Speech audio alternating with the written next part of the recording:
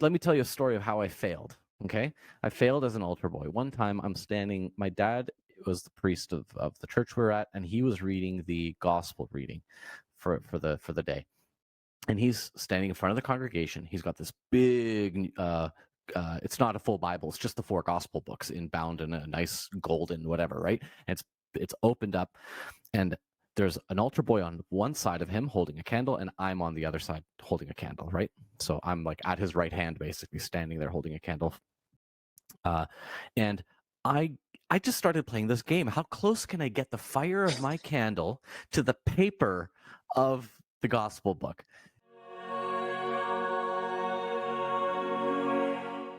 Okay, welcome everyone to the Orthodox Christian podcast.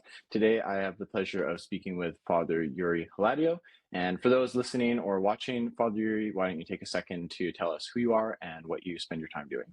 Yes, I am Father Yuri Hladio. I am a friend of Max. We met in Toronto when we were both in school there. So I am an Orthodox Christian priest, or actually, more technically speaking, I'm an Orthodox Christian presbyter. And I live in Hamilton, Ontario, and I serve St. Maria of Paris Orthodox Church in Hamilton, Ontario. That's been in existence. Well, the community has been in existence since about 2016. We officially got the Archbishop's blessing in May 2020. And if you know what was going around in the world at that time, 2 months into the pandemic. And then I was officially assigned to that community in August of 2020. So I've been there ever since. And it's been wonderful, a very good community. I'm married to a lovely wife named Nikyla. We have a daughter, a 1-year-old daughter now, and I also am a military chaplain as well. That's one thing that I pursued during COVID. I applied to the military and joined as a chaplain. It's coming up to my 1-year anniversary of going off to basic training, so some of those memories are coming back to me this season. And yeah, I like music. I like theater. I've recently started jujitsu, actually, just to keep in shape. But yeah, that's kind of it. Being a priest, being a chaplain, having fun, raising a daughter, going on walks, enjoying the simple life. Wonderful. And can you give the definition maybe of a presbyter versus a priest, why you make Right, that right. distinction? That's just me being a stickler. That's just me. Different priests have their like little pet theories and things like that. But the word presbyter means like elder, right? And that's the word that's used in the Greek in the New Testament when you're reading about the elders of certain communities. That's the presbyter. Whereas the word priest, actually in the New Testament, there is only one priest, and that's Jesus Christ, right? So I am no more a priest than any other member of my community is a priest in terms of how the New Testament uses those words, right? But in English, we use the word priest for the special class of religious person who is somehow ordained and above the rabble. And I try and stick to the New Testament terminology, which is to say, actually, when you're baptized or received into the church, that is your ordination into the priesthood. And then certain people who are priests, in that sense of the royal priesthood, are then chosen to be presbyters or elders or leaders within a local community. So that's just one of my things. That's helpful. That's helpful. And currently, if you had to divide it in terms of percentages, how much time would you be serving as a military chaplain versus a parish presbyter? Yeah. So right now, the parish has me hired on for 25 hours a week. To get technical about it, as when they first brought me on, I was probably doing less than that because there wasn't that much going on at the beginning. But now things are really amping up, and I'm probably doing more than that on a regular basis. But the rest of my time, which is about 15 hours of work hours, would be filled up with military. So if you think about it this way, Saturdays and Sundays, I'm at St. Maria's. We're doing Vespers Saturday night, Matins and Liturgy Sunday morning. I have to be there. Occasionally we'll do, twice, 3 times a month, we'll do midweek services for particular feasts. And then of course, all of the work outside of that, visiting and visiting people and doing things like that. So that's the church side of things. And then in the military, I go in twice a week, Tuesday nights and Wednesday nights for training nights. So I belong to an infantry unit in Hamilton, and there's a base actually about 20-minute walk from my house. So I go in Tuesdays and Wednesday nights, and I just walk around I literally walk around on the parade square as the soldiers are doing their training, and inevitably somebody walks up to you and says, "Oh, hey, can we talk?" Or, "Hey, how's your day?" Here, "Oh, my day's not going too well. Here's what's going on," and then you just basically support people where they're at. So, yeah, if you most of my time is with the church, but a significant minority of my time is with the military. And I don't want to get too far into that side of things yet, but would you find that most people coming up to you have some sort of Christian background? Are they Orthodox? I'm talking about the military base, or is it just soldiers No of one, any no one kind? cares. No one cares what your religion is or what you're not seen. What's fascinating is you are seen as a spiritual leader, which is fascinating. One of the sergeants, he'll see me. He goes, "Ah, Demon Slayer." He'll call me Demon Slayer, right? So like people understand that there's the spiritual side of where we're coming from, but when people come to us with issues, they're just looking for support, right? They're not coming to us because we're Christian or because we're that or because we're this. So we have the motto we use is the care for all, and whoever comes to us, we treat. But yeah, most people are not concerned about religion whatsoever. Hmm, hmm. Now, turning to your life, you were raised in a church, and actually, you're the first guest so far that was raised Orthodox, and that's quite a span of time that we're looking at. But let's just start to walk through that and tell us a little bit about what it meant to be raised in the church. Yeah, so I was 5 years old when my dad converted from Ukrainian Catholicism to Ukrainian Orthodoxy. And for the outsider, though that seems like not even a transition at all, right? Those churches are so similar in many ways that if you're looking at it from the outside, you're like, convert from what to what? That doesn't make any sense. Um, but my dad grew up. My dad was the comes from a family of many Ukrainian Catholic clergy. So he became a Ukrainian Catholic deacon, a Ukrainian Catholic priest, and then for one reason or the other, he decided to convert to Orthodoxy. And I was 5 years old at the time. We were living in Toronto. My mom was actually Ukrainian Orthodox, but to her, she was kind of like, "Ah, Ukrainian Catholic's close enough," you know. So when my dad became Orthodox, her friends would be like, "Hey, Tanya, good job getting him to be Orthodox." She'd be like, "It wasn't me. Like I wasn't trying." But both became, well, my mother came back to the church. My father joined the church, and my dad was a Ukrainian Catholic priest in Toronto, and he got a parish in Hamilton. So he was serving a Ukrainian Orthodox church in Hamilton. So I grew up in the Ukrainian Orthodox Church. All of my immediate family were Orthodox. All of my extended family were Catholic. And then all of my schooling, I did private school, two different private schools. I did a Catholic school and I did a public school. So I was exposed to like a variety of different kinds of people vis-a-vis faith traditions and things like that. And I had to immediately, when you're Orthodox, you're the oddball out no matter where you are in North America, right? As far as Christianity goes or religion goes. So you have to either not care about it at all, or you have to be able to develop tools to talk about it, right? So I became interested in the differences in religion, basically. What makes this religion or this faith better or worse? And are there differences? And if there are differences, how important are those differences? So those questions were really important to me just growing up in the church. But in terms of my involvement with the church, in a lot of ways, I was like a bit of an apprentice under my dad. Not that he was treating me like that, but looking back on my life, just serving in the altar, learning how to be an altar server, learning how to sing the services. Um, I grew up with orthodoxy in my bones and in my blood, and I remember. Well, I'll tell one story. I remember serving my very first liturgy of pre-sanctified gifts. So this is a special evening service done during Lent, right? The season leading up to Easter. It's more penitential, more somber and solemn. And, it's done in the evening, candlelight. And I remember it was the first time after my ordination where I was serving um, as the priest for the service. And I had not quite gone through all the rubrics as well as I wanted to, right? And it comes to a point, and I couldn't remember what I'm supposed to do at this exact moment in the service. But then I just remembered, oh yeah, I remember seeing my dad do A, B, and C. So then I just did A, B, and C.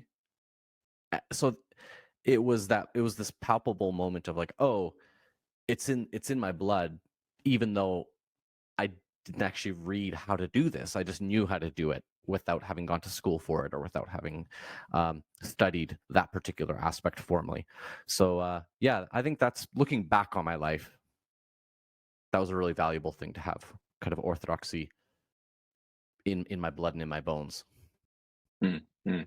And if I'm not mistaken, your dad is related to some of the teachers at the Sheptytsky Institute. Is that correct?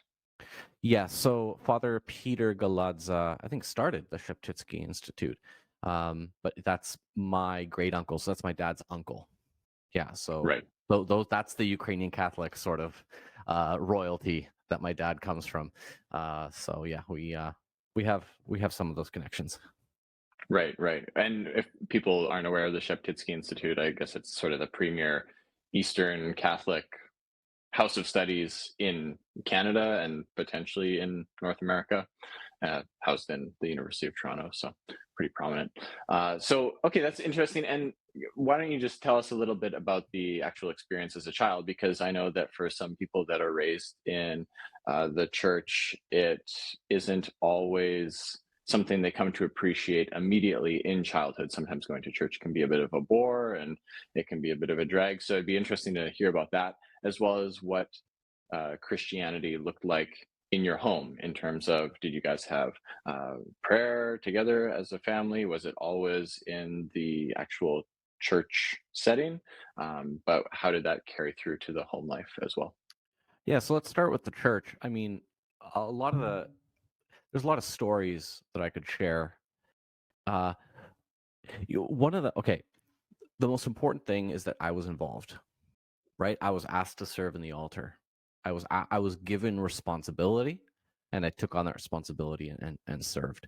And I was lucky enough to be a boy, which meant that I had the ability in my particular church to be an altar boy, whereas that would have been denied to girls. Um, so that gave me a sense of belonging, and and look, again, a lot of this is in retrospect. I wouldn't have been able to express this when I was a kid, but I love theater and performing and things like that. And there's so much about the Orthodox tradition that uses the tools of theater, right? We have certain colors that we wear. We have certain lighting setups with different services. Is this one a brighter one or is it a more somber one, right? We adjust the lighting. There's a lot of singing and chanting going back and forth, just like you might go see a musical where the people are having a conversation, but it's done in song, right? And and I was always attracted to the theatrical performance aspect of liturgy. Again, I wouldn't have been able to tell you that when I was 10 and serving the altar, but I remember we did a couple of these Easter services throughout my years at the church, and anyone who's been to an Orthodox Paschal service, Pascha being Passover or Easter, basically, it's a good time. Like it's a lot of fun. There's lots going on, lots of singing, lots of yelling, lots of white and bright colors. And I remember I was probably about 10 years old or so, somewhere in there. And I was an altar server, and there was a new altar boy who was in, and he had never been yet to one of the Easter services here.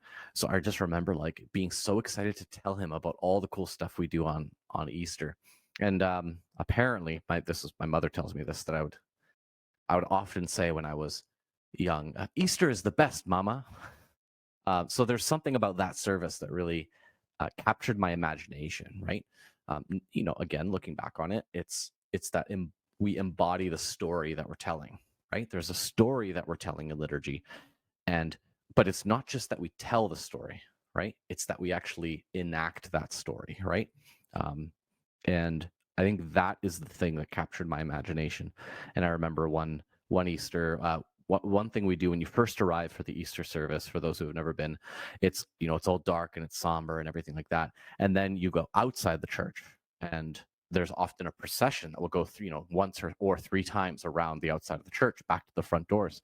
And there's that moment where you have not yet sung Christ is risen, right? But then the priest will, for the first time, sing the hymn Christ is risen and make the declaration. And I remember like getting emotional, and I was like, I don't know, 10 or something like that. And I was like, it's such a powerful moment. And so those are some of the stories that kind of come to my head about my involvement with the church and or what my involvement with the church looked like when I was young and why it was attractive to me. Your other question, was there anything on that before the other question about church in the home or the prayer No, life at I think home or anything? that's really helpful, especially growing up as a priest's kid.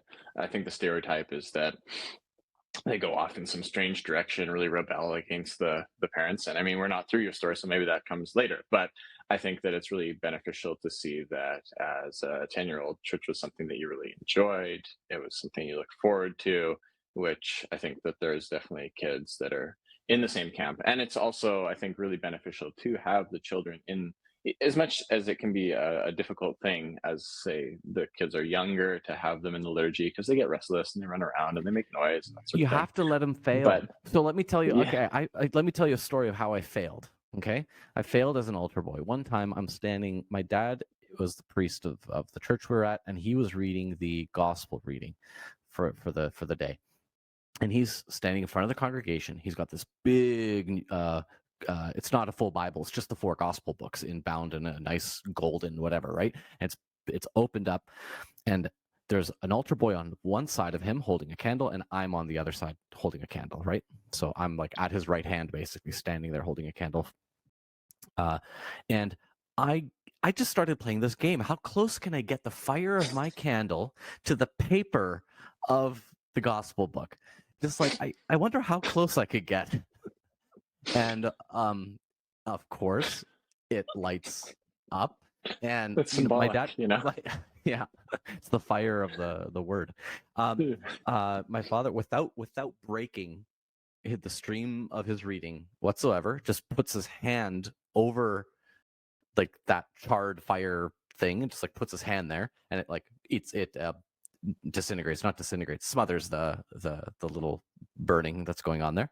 He just keeps reading, and I just sort of like lean back, and I don't know, I felt the energy, like I got the message of like back off, right?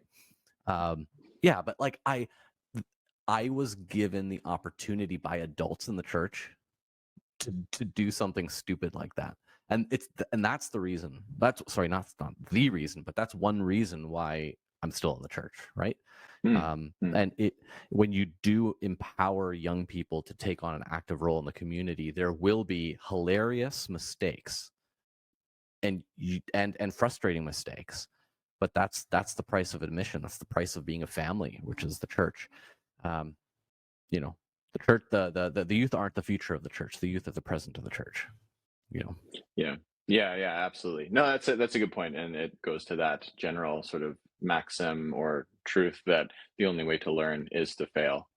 Oh And yeah. so the sooner, you want to fail fast, you want to go through those experiences and be allowed to do that. So okay, that's really helpful. So yeah, tell us a little bit more about what being a Christian, an Orthodox Christian, in just the home setting Mm-hmm. looked like for you. You know, I tell people that are catechumens, I'm like, there's 3 things you got. If you want to be Orthodox, there's 3 things. You know, it's say your prayers, keep the fasts, go to church. You know, like do that. If you have that as a pattern of life, you're doing a magnificent job, right? Because it's hard. I mean, it's hard to say your prayers. It's hard to keep the fasts, and it's hard to go to church. But if you can do that, at least to a certain degree, you are beginning to tread that walk that millions of people have walked before you and are walking with you as well.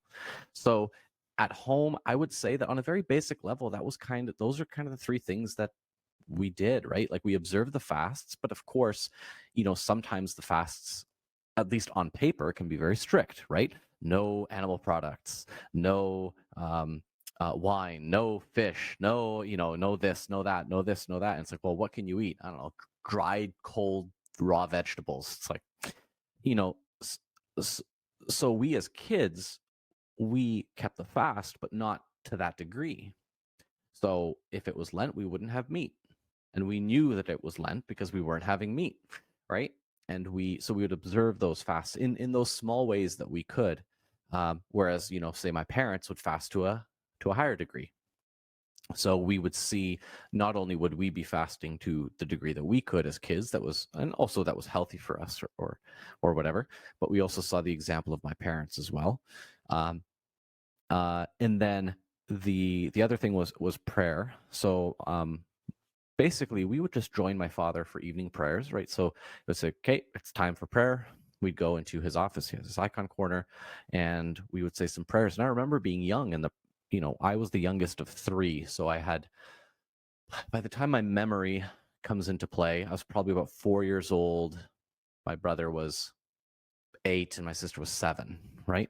And the prayers were pretty quick, very quick, and that was it. Off to bed, but my dad would stay, and he would continue praying.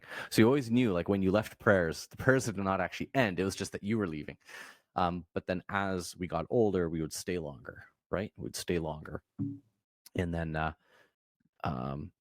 remember into my teen years, I was then, my brother and sister were off at university. I was home alone with my parents, and me and my dad would do compline at night. We'd do compline is like evening prayers, basically. So we'd do those, which is, if you read them very fast, it's about 10 minutes long. If you read them at a normal speed, about 10 or 15 minutes long, which is not long in the grand scheme of things, but sometimes when you want to be doing other things, or you're tired, or you just want to go to sleep, that can seem like a very long time. So yeah, prayer. So we did, fasting was a part of our everyday life. Prayers would be a part of our everyday life. And then also like the liturgical services and the liturgical cycle. So there was Lent, there was Easter, right? There was all the different cycles and the feasts. So we'd have people over for certain feast days, and we'd have a barbecue, or we'd have like a fasting feast where it's like Palm Sunday, and you're allowed to have fish on Palm Sunday. So we'd have like a fish thing and things like that. So I think it's as simple as that in our home we failed at times, obviously, but we kept the fasts, we said our prayers, and we went to church. I think probably that's how I would put it. Mm-hmm. Yeah, that's helpful. And for the prayers, did it mostly, just to get technical for a second, mostly consist of like the evening prayers as a family, or do you guys sometimes do some morning prayers together, or was it just like too busy, impractical at that point? Yeah, in our household, it was evening prayers. That was the one. Mhm. That was the one time a day that we'd get together and pray together. So I don't have memories of getting up and doing morning prayers at all with the family. To the point, it's actually, I find it's interesting because as an adult, I find it easier now to do morning prayers than to do evening prayers. I think C.S. Lewis, he has a book called C.S. Lewis has a book called Letters to Malcolm, where he writes these letters to a guy named Malcolm, but Malcolm doesn't exist. He's just talking about prayer, but in the form of a friend writing letters to another friend about prayer. But he mentions how, like, for him, the evening is the worst time to pray. He'll like kneel in front of his bed, and then he'll just like fall asleep. And then I think I have a little bit of that. So, but yeah, it was in the evening we'd pray together. That was what happened in our household, at least. And if someone's listening and they're wanting to start doing some evening prayers, would there be like a certain set of prayers that you would recommend them starting with? Yeah. Well, I'd want to know the person, right? So different people. Well, this is interesting. Different people come to the Orthodox Church in different ways, and uh, and the Orthodox Church has its primary expression of prayer is set prayers, right? So here are the words. You say the Lord's Prayer, right? You say the Lord's Prayer. And then if there are extemporaneous prayers, extemporaneous being off the cuff, right? I'm going to make it up on the spot. Usually those are okay, but they have to be couched within the words that Christ has given us, right? Or the words of the church, the words of the Psalms. So what I would normally say, my approach, like let's say somebody comes to my church and they want to start praying, my approach is usually something like, do you pray at all to start? It's like, well, no, not really. It's like, okay, could you find 1 minute in your day to say the Lord's Prayer? It's like, yeah, okay, we're going to start there, right? Just developing a practice of the Lord's Prayer. And then there's, if you want to go beyond that, there's what's called the Trisagion prayers, or the thrice holy prayers. Trisagion means thrice holy in Greek. But those are just a set of 3 prayers, 3 quick prayers, one to the Holy Spirit, one to the Trinity, and then the Lord's Prayer, with a couple of little things in between. Takes you 30 seconds to a minute to say. Those are good to memorize, right? Those you can pull out anytime. So if you're like absolute beginner into Orthodoxy and you're interested in like, I want to start praying in the Orthodox way, just learn the Trisagion prayers or the thrice holy prayers, memorize them, say them in the morning, say them in the evening. That's probably a good place to start. Now, if you want to get like further into it, Max, with like what we could do after that, then I'm more than happy to go down that road as well. That is exactly what I was looking for. So now let's go to the next stage of life, sort of the teenager, young adult stage, because you've talked about what it was like as a child. But now, if you could speak about that phase and what your engagement in the church looked like at that period. Yeah. So when I was 15, so I was between grade 10 and grade 11. So right in the middle of high school. My my father was elected the chancellor of the Ukrainian Orthodox Church of Canada, which is headquartered in Winnipeg, Manitoba. So I was living in Hamilton at the time. Southern Ontario is my life, right? And I get the call, we're moving in a month, we're moving to Winnipeg. And I'm like, this is not the news that I want to hear. I have friends, I have a life, everything. I don't know at the backwater of Winnipeg. Nothing's there. Who goes to Winnipeg? Nobody goes to Winnipeg. Winnipeg is just a backwards place. Now, for anyone who knows me, I lived there for 12 years. So we moved there. We were there for my parents were there for 3 years. Then they moved back to Southern Ontario. I decided to stay. So I've just said bad things about Winnipeg, but that's because I love Winnipeg and I chose to live there for a long time. Also married a local and everything, but we'll get there. So yeah, when we moved there, we first got there, we didn't really have a church. My dad was the chancellor, which means he wasn't attached to any local community. He wasn't the pastor of any local congregation. He was the administrative head of the national church. So we didn't really have like, what's our church? We would just kind of church hop a little bit. And that was very hard for the first year, especially because I grew up in such a formative and strong, secure kind of congregation. And then an English-speaking mission church just meaning baby church, started up in Winnipeg, and me and my mom started going. English-speaking. So it was under the Ukrainian Orthodox banner, but it was an English-speaking mission church. So we went there, and a couple months in, the singer left, and I was the only one who could hold the melody. Not that I was really good at it or anything like that, but I could sing the service from start to end, and it wouldn't be awful.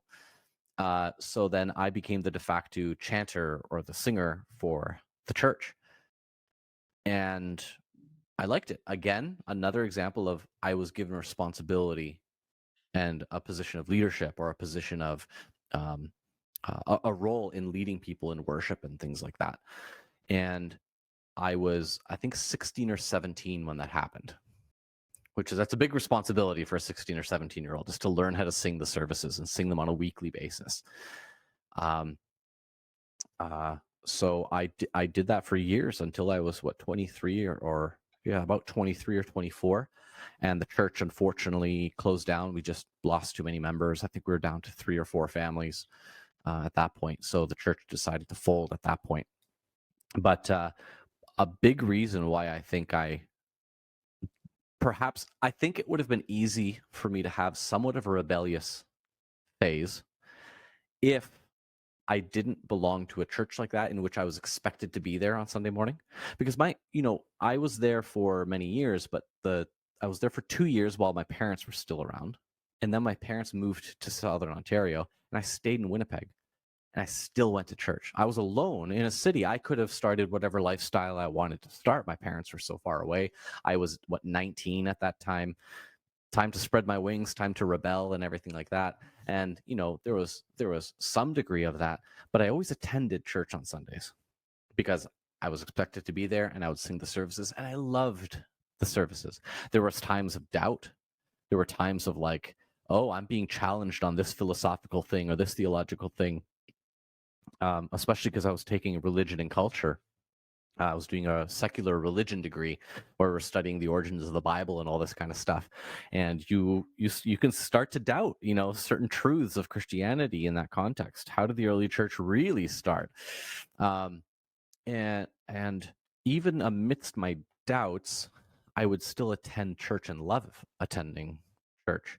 So there's something about that habit that kept me kind of in the fold, um, despite my doubts. Yeah, I'll turn it over Hmm. to you if you have any more questions Yeah, on there. I'm just reflecting on my life live on the air. So that's the best kind. So then going forward, like now you are a priest, so maybe if you can just bridge the gap between where you left off in the story to now. sure.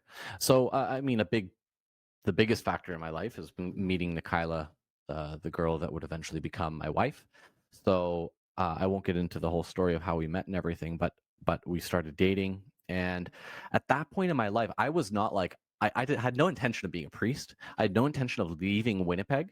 Right, I loved Winnipeg. I loved my community. I did improv like professionally for a few years in Winnipeg. It's a great local arts scene in Winnipeg. It's because you can't go anywhere else, so everything is right there.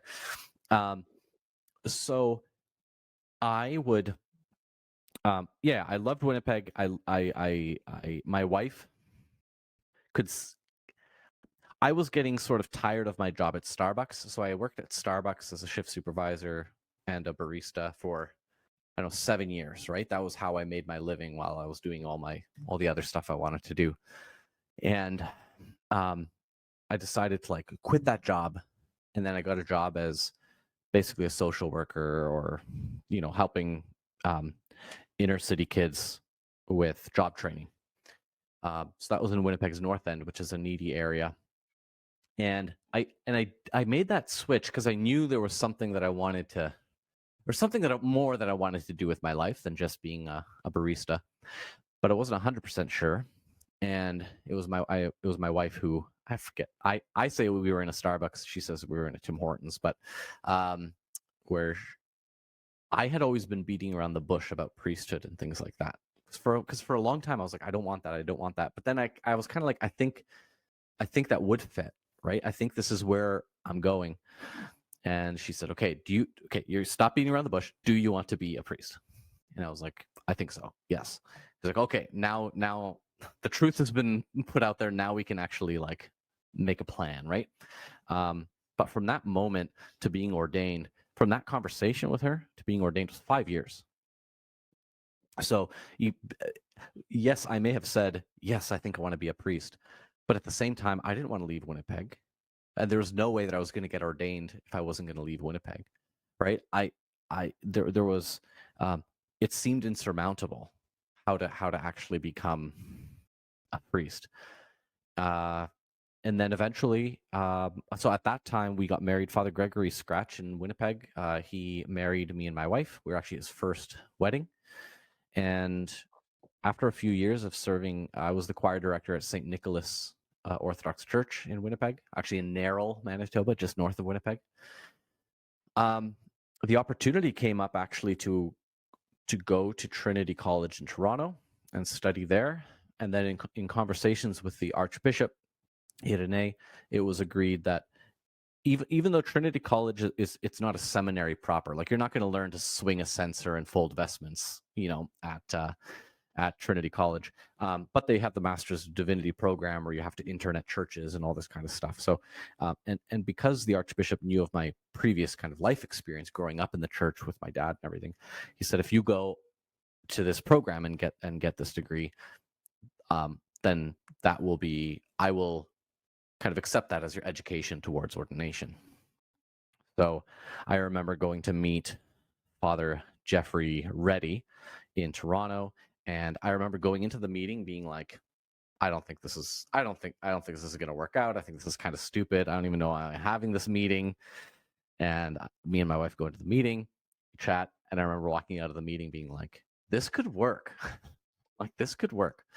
So we moved to and then in 2017, so that's after I don't know 3-4 years of marriage, we moved to Hamilton, Ontario, where we lived close to family. and I was able to just do some quick transit into Toronto. And over the course of 3 years, I finished my Master's of Divinity, and then during my degree, halfway through, I was ordained a deacon, and then nearing the end of my degree, I was ordained a priest. So that's sort of how that came about. Wonderful. Okay, so now just turning to a bit of a different angle, but looking at that entire story, what were some of the challenges that cropped up along the way in being raised Orthodox? I know you mentioned one in the middle about when you were taking some of these studies about scripture and Christian history, but more from a secular perspective. So you might want to include that, but I'm curious about if there's any other moments that you'd want to touch on as well. Challenging to my orthodoxy, like things that would create doubt in me about my orthodoxy. Is that the question? Yeah, I think things that, yeah, just were, I think anyone that grows up in the church, they do face certain challenges. I mean, in general, we don't live in a Christian society. And so if you want to remain a Christian, you're going to have to overcome certain obstacles. And that's going to really depend on people's lives and situations. So I'd be curious for yourself. Yeah, I'm gonna say something. This is me. I'm reflecting on this live right now. I haven't thought about this before. I don't think it was at all an issue for me remaining Orthodox. I think being an Orthodox Christian in Canada was the only way to be Christian in Canada.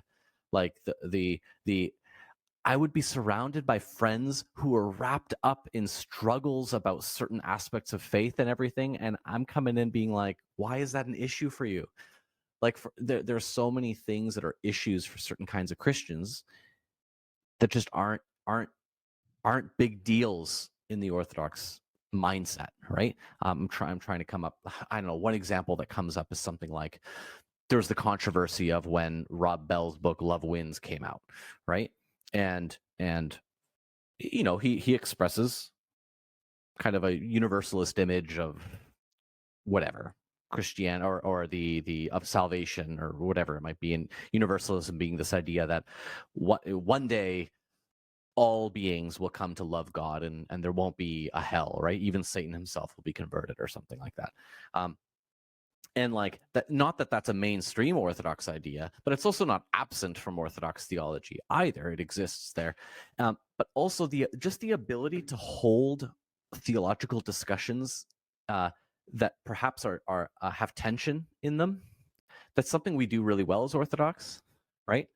It's like the question of predestination versus free will or something, which is like a really big issue in Calvinist theology or something like that. Like for me, I would get in these discussions and like the way that I view the way it wouldn't make any sense to me. I'm like, why can't we hold both of these in tension and live our Christian life? And so, so, so to me, I found a lot of my friends and a lot of my a lot of the friends around me were struggling with issues. Okay, here's another one. So I'm sitting in class and we're studying like the book of Jonah, right? Jonah gets swallowed by the whale and goes down and everything. And then people in the class are asking questions like, well, how did this literally happen? And all this kind of stuff. And they're going into the sort of literal historical video camera footage interpretation of what, and it might, and then people are like, but how do we know that God is, if it didn't really happen, how do we know God is reliable? Right? Because this story is in script, and that kind of question is just so far, I don't know, over my head. Like it makes no sense within an Orthodox approach to scripture. So for me, I found it actually way easier to be Orthodox as a Christian in Canada than to be any other kind of Christian. Like I couldn't see myself joining any other kind of Christian church because of all these issues.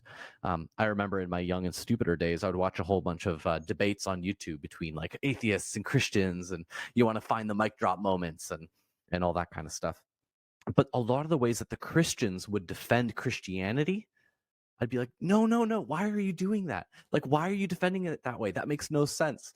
So yeah. Anyways, I so no, there were no real times where I was like, "Ah, I'm not sure how to be Orthodox, right? Like you say your prayers, you keep the fast, and you go to church.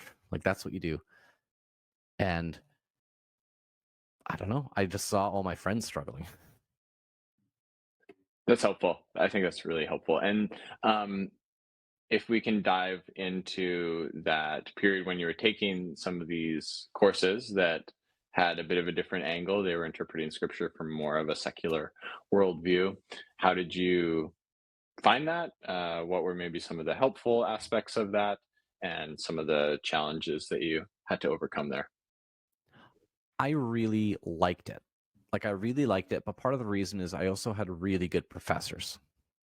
I just had really good professors. Um, One professor I had named Peggy Day was wonderful.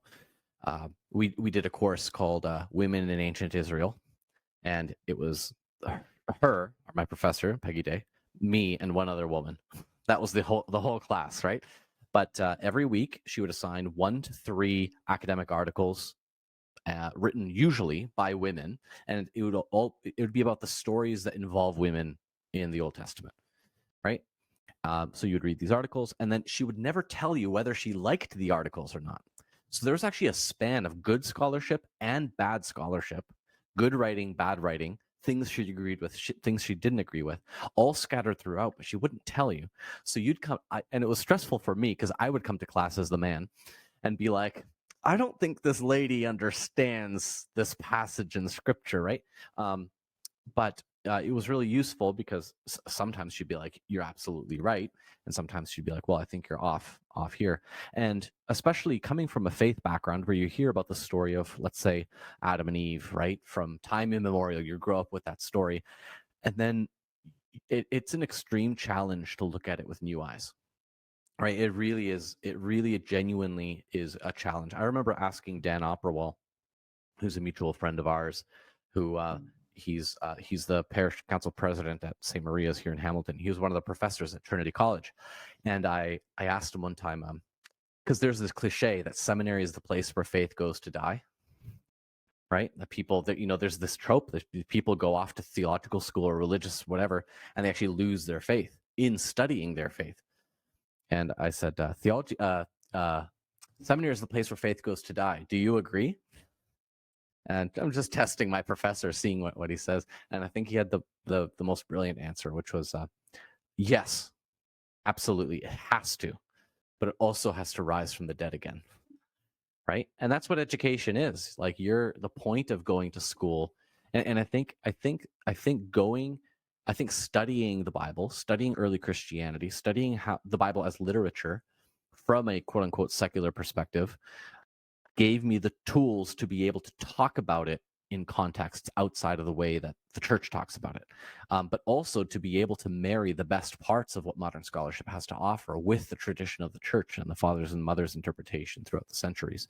So there were times where it was really hard, like there were growing pains, like that's for sure. How am I supposed to integrate this understanding into my faith and everything? Um, but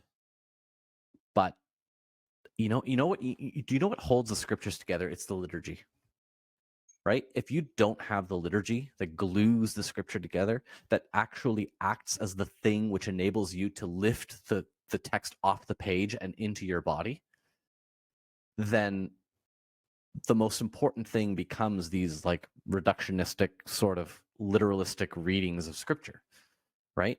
The book becomes the idol. The book becomes the thing. The book becomes the gospel. It's like, no, the gospel's deeper than that. And so I think one thing that helped me is, again, attending church every Sunday, right? Just going to church and enacting the story of the Bible on a weekly basis. And because I remember talking with the same friend who was talking about the Jonah, how do we know if God is reliable, if the story of Jonah is not, literally true? Um, uh, I remember in our conversation, I was expressing doubts with him. I was like, I don't know if the story of Jonah, like most of me is like, I don't think this is a literal thing. I think there's a lot of allegory and satire going on here. But when you read it in church during a liturgy, it's true. Like, it's capital T true. And I don't know what that means vis-a-vis literal history. Like, that's only one small aspect of truth, right? But there's something about the liturgy that makes the scriptures true. And I'm scratching at areas that I can't explain, but that's the sensation that I have when it comes to the liturgy. Sorry, I went off in a couple of different directions there. Well, that's helpful, and I want to run something by you and see what you think of it. So I know that one of the arguments that Charles Taylor makes, who's a Catholic philosopher, also a Canadian, but he argues he has this book called The Secular Age, and he's asking the question, what changed from the year 1500 to the year 2000, where God used to be matter of fact. It was sort of he or God himself was the common background against which we thought, and now it's optional. So one of the things he argues is that there used to be, and he doesn't use these exact terms, but this sacramental worldview where the things of creation were mediators of God's presence, and so God was all around us.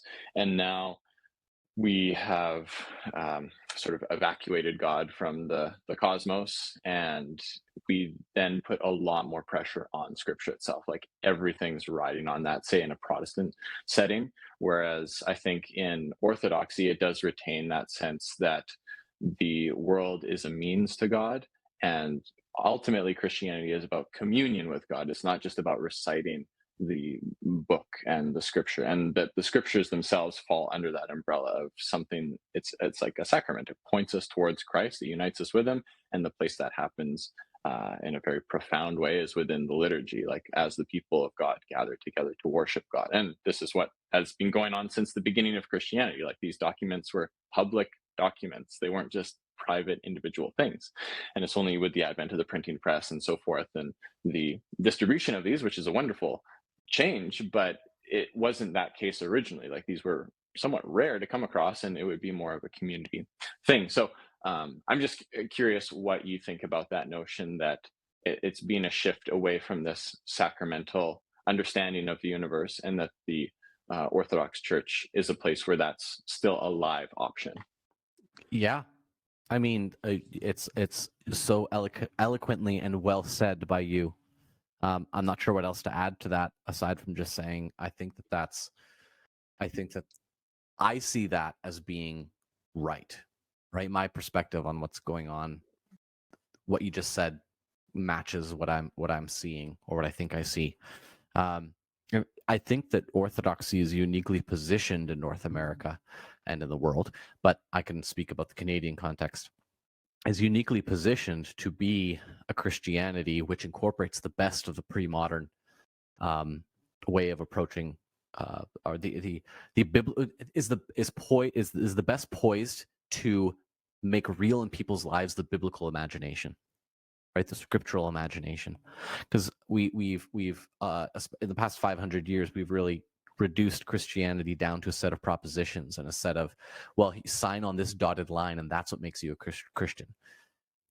Whereas in Orthodoxy, there's actually quite a very small few things that you have to, like the Nicene Constantinopolitan Creed, you can say in 30 seconds. How long are the confessions and the creeds from the time of the Reformation? Those are pages and pages and books long of things that you have to agree to, and the more that you say doctrine-wise and dogma-wise, the actual what you are doing is you're reducing the mystery, right?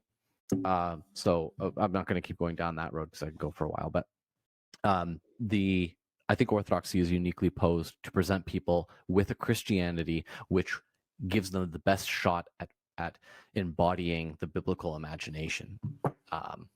Yeah, and I think it can do that through it. It does that by not getting caught up in the culture wars, right? It does that by seeing the best of modernist approaches, which is a particular school of thinking and things like that, but also postmodernist, right? It can use these different ways of philosophies and different ways of looking at the world and understanding who human beings are and understanding what the scriptures are, and couch them properly within the tradition of the church. So we're not afraid, right? We're not afraid of engaging with scholarship and things like that. Now, of course, it's not the job of every Orthodox person to be a scholar. It's not the job of every Orthodox person to be a biblical interpreter or even a liturgical specialist or anything like that. Your job as an Orthodox Christian is to say your prayers, go to church, and keep the fasts. That's it, right? So, and there's roles, and what you said about the community is so important, because what it means to be a Christian is it's a relational thing, right? We often, the Protestant Reformation got something really right, which is to say you need to take your relationship with God really personally. And people will talk about, well, do you have a personal relationship with Jesus Christ, right? That might be language that our the viewers or listeners might be familiar with, right? Do you have a personal relationship with Jesus Christ? And in the Orthodox sense, what we would agree with that and disagree with that depending on what you mean, right? Because for us, it would be something like, we don't have a personal relationship with Jesus Christ. We have communal relationship with Jesus Christ that we have to take personally, right? So we have to take it personally. We have to enact it on our own individual, unique, personal level. But our relationship to Jesus Christ is dependent on our neighbor, right? Our belonging to the local church community is a part of that. When I can't make it to a liturgy, well, guess what? There are people doing that liturgy anyways, right? And that liturgy is happening. When I can't make those prayers, there's somebody in this world who's saying those prayers at that time. If I failed on the fast today, I ate some meat and I'm not supposed to do that. Well, guess what? There are those people that are Orthodox that are maintaining the fast, and we bear one another's burdens, right? There's going to be times in my life where I've got 2 jobs and I got a kid, and my wife is has a job as well, and you're not going to be able to participate in the Orthodox life of prayer, fasting, and attending church as much as you might like, but that's okay, because you belong to a community who's doing that. And there are the people who are perhaps retired or widowed or nuns or perhaps gifted with a sense of prayer, who are there doing that for you and on behalf of you, and we lean on each other. The entire salvation isn't dependent upon how you might be intellectually thinking that morning, right? It's about participating in the community, and that's the life of the Trinity, right? It's a community of love, and that's what we I hope try and model in our very broken and shallow ways within the life of the church. Yeah, well said. So you've kind of touched on a few things here in terms of why you've remained in the Orthodox Church. It sounds like it's really the only way that you felt you could be a Christian in North America, specifically Canada. Is there anything else that you would want to add or elaborate on that point of why you've chosen to remain Orthodox? You know what? This is a question that I've been thinking a lot about recently, because Orthodoxy, we often call it Eastern Orthodoxy or Eastern Orthodox Christianity, but we're in the West. I'm Western. I was born in Canada. I have a Western mind. So what about me, Father Yuri, is Eastern Orthodox? It's and I struggle with what that means, right? Because Orthodoxy definitely has a different mindset. Like, the fancy word for this that Orthodox people sometimes use is phronema, which means, loosely translated, it would be something like mindset or worldview or perspective. The way that Orthodox people frame questions or frame the way they look at something is different than the way that a Catholic or the way that a Protestant would frame a question. So it's not so much that I don't see Christ in other churches, right? To see the Catholic Church worshiping Christ and the Protestants worshiping Christ, wonderful. All that's wonderful. But the idea of switching would not so much, like, the difficulty with that would be because I would have to actually change my mindset, right? I would have to change the way that I approach theological questions, right? The way that I approach my understanding, which is formed, hopefully, more so by the Orthodox tradition. So it would really be a deep. I'm just reflecting on, like, what if I became, let's say 10 years from now, I'm a Catholic, what happened in the meantime, right? Like, there would have to be a deep change in how I frame theological questions, right? Yeah.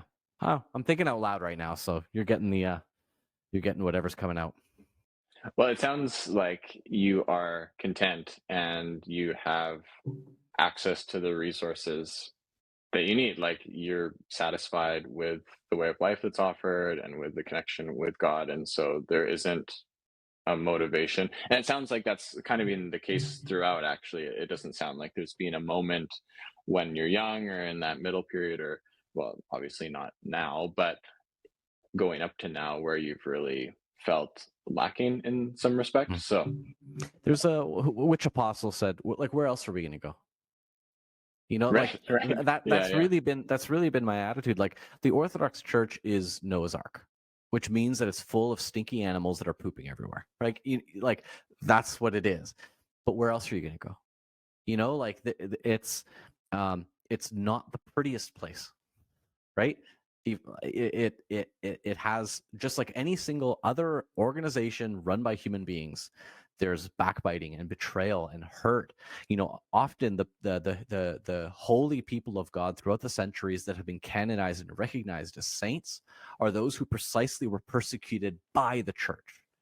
Right? So it's like even sainthood within the church necessitates being persecuted by the same church that canonizes you, right? You know, that example is taken from the life of Jesus Christ, who himself was the victim of the collusion of the church and the state coming together. The religious authorities and the state authorities come together and they execute. Like, what happens when God comes to earth? The religion of kills him, right? Um, so uh, so it's messy. I'm not trying to paint Orthodoxy as not being messy. It's definitely messy, and both you and I have experienced the messiness of the life of the church. It's definitely going to happen. I don't want people to have any um, rose-colored glasses when if they're considering joining the church. Right? You will be hurt by the church. You will be hurt by people within the church. That will happen. But where else are you going to go? Like that exists everywhere. And here we have the mindset, right? The mindset of the fathers and the mothers, the mindset of the apostles, those who wrote the scriptures, those who walked with Christ. That mindset, I believe, one small little Orthodox presbyter in Hamilton, Ontario believes that it's within the Orthodox tradition that the mindset and the religion, for lack of a better way of putting it, of the apostles is maintained. So to me, it's the place where I feel that the biblical imagination most comes to life in the life of its practitioners and its faithful. And for those people that are exploring Orthodoxy, are interested, they're not currently part of a church, or maybe they're going occasionally, but just in that state of inquiring about Orthodox Christianity, what would be your advice to them? Say your prayers, keep the fasts, go to church. That's it. Know that it is 100% impossible to be an Orthodox Christian and not be actively involved and regularly attending an Orthodox church community and being a member in good standing and regularly receiving communion under the direction of a spiritual or of your parish priest, you know, in obedience to their guidance. It's like, if that's not your situation, if your orthodoxy is something that is contained to YouTube or podcasts, I mean, we love YouTube and podcasts. We're doing one right now. But if your orthodoxy is that's not orthodoxy. That's like reading a book about orthodoxy. It's like, it can be useful, and hopefully it's useful. Hopefully this podcast wasn't all to waste. Hopefully there's something in here that's useful. But you're not going to know what the Orthodox faith is or the Orthodox Church is if you read, I don't know, the Orthodox Church by Galadza, you know, which is a famous book introducing people to the Orthodox Church, right? Or you're not going to really be Orthodox by listening to this podcast, right? These are tools that you can use. These are personalities that you can engage with that give you a tiny sliver, a little hint of a smell, of a taste, of an essence of what orthodoxy might be. You need to get connected to a local church community. So keep the fasts, say your prayers, and attend church. That's a wonderful place to end it off for today, Father Yuri. So thank you so much for hopping on. I really appreciate chatting with you. It's my pleasure. It's always a joy talking with you, Max. Hey guys, thanks for checking out that episode of the Orthodox Christian podcast. I really enjoyed speaking with Father Yuri Hladio. If you haven't already subscribed to the podcast, please do. We are putting it out on all different streaming services. So if you have Apple Podcasts or Spotify or something else, you can definitely listen to the audio version on there. Obviously, the main hub is on YouTube, but sometimes it's nice to just listen to the audio if you're doing something else and can't watch the video itself. If you have a question about Eastern Orthodoxy, we do have a form. It's in the link, or it's the link to it is in the video description below. And I hope that you have a peaceful week. Take care.